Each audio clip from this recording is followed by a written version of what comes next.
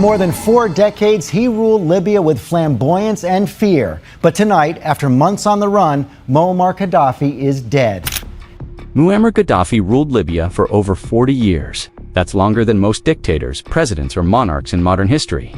He came in young, full of ideas, calling himself a revolutionary. His final hours were brutal, chaotic, bloody, and captured on shaky cell phone footage that shocked the world. But over the decades, he built something more like a police state crushing dissent, controlling every corner of life and playing dangerous games on the world stage. By the end of it all, in 2011, Libya had fallen apart, and Gaddafi didn't go quietly. In this story, we'll follow his life from his sudden rise in the 1960s to the violent moment it all ended.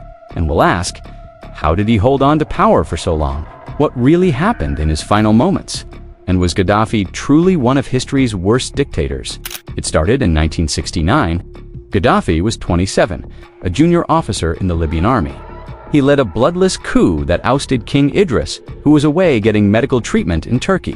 Gaddafi nationalized foreign oil companies, kicked out US and British bases, and poured money into health and education. He even wrote a manifesto called the Green Book, where he outlined his idea of direct democracy without political parties, parliaments, or elections. Back home, Gaddafi stepped up to the microphone in military uniform and declared Libya a republic. Critics were jailed or disappeared. Students who protested were arrested. The state took over the press, the courts, and the economy. In 1977, Libya officially became the Jamahiriya, which roughly translates to state of the masses, but Gaddafi stayed in charge. At first, he had support. Libya had oil, lots of it, but as early as the 1970s, the cracks began to show. He was obsessed with control, and the longer he ruled, the stranger things got. By the 1980s, Gaddafi was making headlines for all the wrong reasons. Libyan agents were assassinating dissidents abroad. British police believed Gaddafi's people were behind the murder of Yvonne Fletcher, a police officer shot outside the Libyan embassy in London. Years later, a Libyan agent was convicted for it, and Libya admitted responsibilities, and paid compensation. Gaddafi was isolated but still in power. At home, he ruled through a mix of surveillance, fear, and loyalty networks. Amnesty International and Human Rights Watch documented widespread torture, unfair trials, and executions. In 1986, the US bombed Tripoli and Benghazi after Gaddafi was linked to a nightclub bombing in Berlin that killed American soldiers. Then came the Lockerbie bombing in 1988. Pan Am Flight 103 exploded over Scotland, killing 270 people. By the 1990s, Libya was under United Nations sanctions, yet he survived it all. In the early 2000s, Gaddafi made a comeback. After the US invasion of Iraq, he saw the writing on the wall. He announced Libya would abandon its weapons of mass destruction program and cooperate with the West. Tony Blair flew to Tripoli. Oil companies rushed back in. In 1996, over 1,200 prisoners were massacred in Abu Salim prison. Families of the victims were ignored or threatened for demanding answers. Gaddafi was suddenly being called a partner in the war on terror.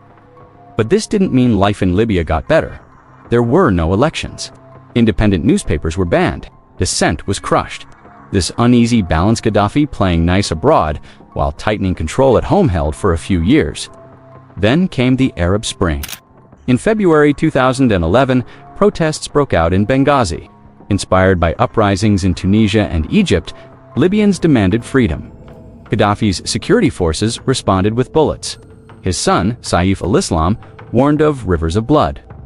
The international community stepped in. The United Nations passed Resolution 1973, and NATO began airstrikes to stop civilian massacres. Rebels picked up weapons. The country exploded into civil war. Gaddafi went on state TV, promising to crush the uprising inch by inch, house by house. One by one, cities fell. Rebels gained ground. Gaddafi's hold was slipping. By mid-October 2011, Gaddafi was trapped. Sirte, his birthplace on the Mediterranean coast, was one of the last cities still under his control. Rebel fighters, calling themselves the National Transitional Council, had surrounded the area. Streets were rubble. Water and electricity were gone. Civilians fled.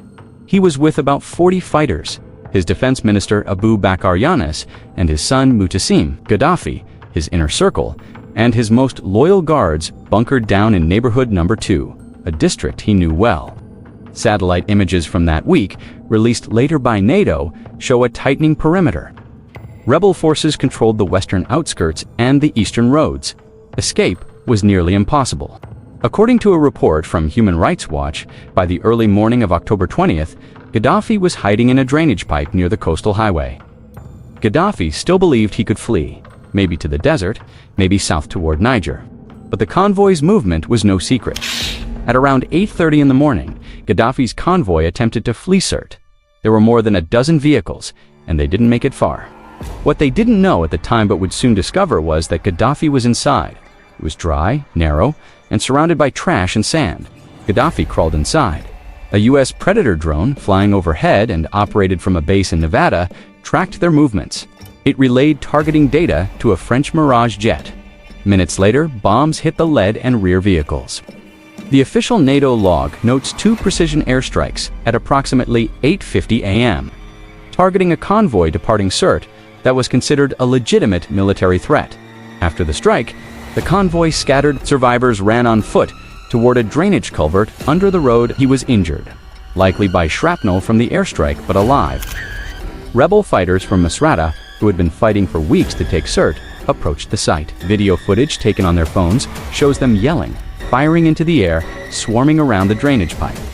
One of them tossed in a stun grenade. He wore a khaki uniform and a blood-stained flak vest.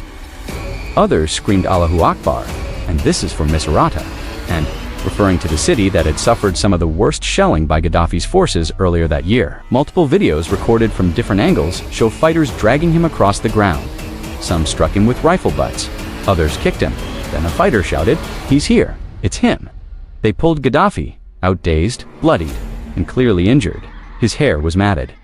The chaos in the videos is hard to watch. Some fighters called for restraint.